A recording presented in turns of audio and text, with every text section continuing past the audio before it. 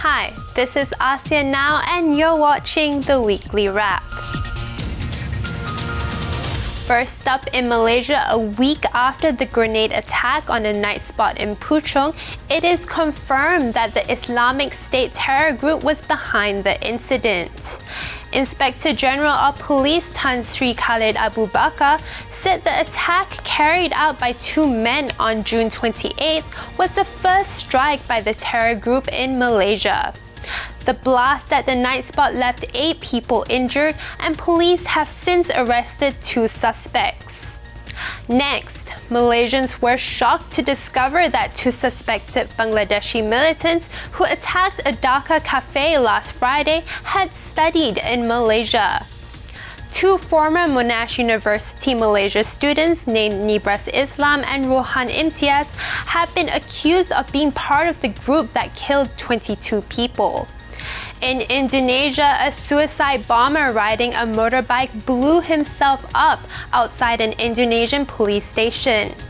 The attacker had forced his way into the yard of the police headquarters in Solo on Java Island and was heard citing Islamic verses. 1 police officer was injured in the attack. In wake of the numerous terror attacks worldwide, several ASEAN countries have stepped up their security measures.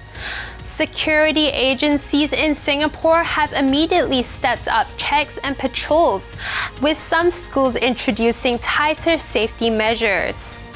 Malaysia has also beefed up its security at KL Central and all of its 39 airports nationwide, while lawmakers in Indonesia are pushing for a draft bill that expands police powers in counter-terrorism to be passed.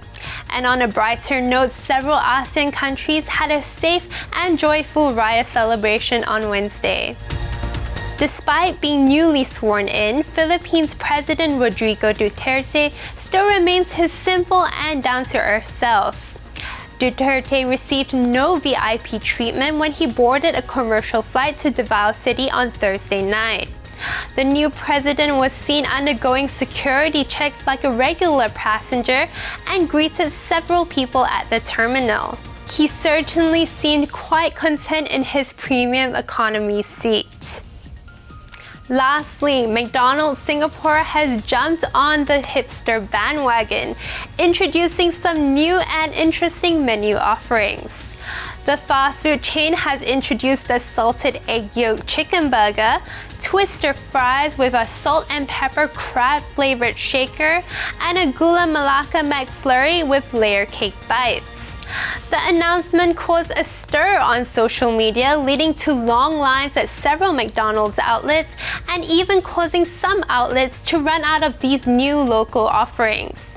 However, these new items received mixed reviews from customers. We now head over to Bangkok with our Thailand partner, The Nation TV, for the latest roundup from the Northern ASEAN region. Thank you, Kuala Lumpur. Here are the latest updates from mainland Southeast Asia. Well, Thai netizens are taking campaign for death against rapists and murderers very seriously. Social media users in Thailand are venting their anger over a heartbreaking case of fatal sex crime, while calling for execution of the suspect, as well as subsequent legislation that would make such a case punishable mandatorily by death. A similar outcry was voiced a few years back in the wake of a gruesome rape and murder of a young female passenger by an attendant of a sleeper rail car who then threw her alive from the speeding train. Such an ongoing hype is similar to what millions of Indian women expressed in 2012 in response to a case of a gang rape of a female student by 6 men on a bus in New Delhi. The young woman later died after undergoing several injuries to save her life. Thailand has not executed convicts for about 7 years. The last ones conducted were in 2009 against a number of convicted drug traffickers. Instead of grabbing job opportunities in China, Myanmar women are being tricked into marrying with strangers. More than 3,000 Myanmar women are being trafficked into China for the past decade. According to a report, many of these women are lured into the sex industry while others are forced to become brides to Chinese men. There is reportedly high demand for brides from Myanmar as China continues to struggle with gender imbalance due to the one-child policy in the past. Meanwhile, Myanmar workers are also attracted to Thailand's workforce, with the majority working in factories and construction sites. Despite being upgraded in the TIP status, Cambodians continue to be exploited, and that's why the country still remains on U.S. watch list for human trafficking. The U.S. State Department's 2016 Trafficking in Persons (TIP) report released on June 30, saying Cambodia's status was upgraded to Tier 2 out of the 3-tier ranking system. However, Cambodian men, women, and children are still being subjugated, particularly through debt bondage to work both domestically and overseas in abusive conditions, be it forced labor on Thai fishing boats or sold as brides to husbands in China. Besides sex trafficking in brothels, the report also mentioned a number of indirect sex establishments, such as salons, karaoke bars, beer gardens, massage parlors, and non-commercial sites. Both Vietnam and Cambodia are listed as Tier 2 in TIP's rankings, while Thailand is on the Tier 2 watch list, and Myanmar is at the bottom rank, Tier 3. Vietnam has lifted a ban on models and beauty pageant winners from taking nude photos. The new rule earlier not only banned those beautiful Vietnamese from taking nude photos and publishing them, but also threatened to ban these models from working and while stripping off beauty pageant titles. This invoked many criticisms.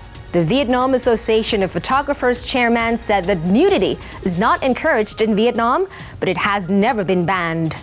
This may sound a little bit creepy for those who detest the poisonous reptiles, because new species of centipede has just been found in Southeast Asia.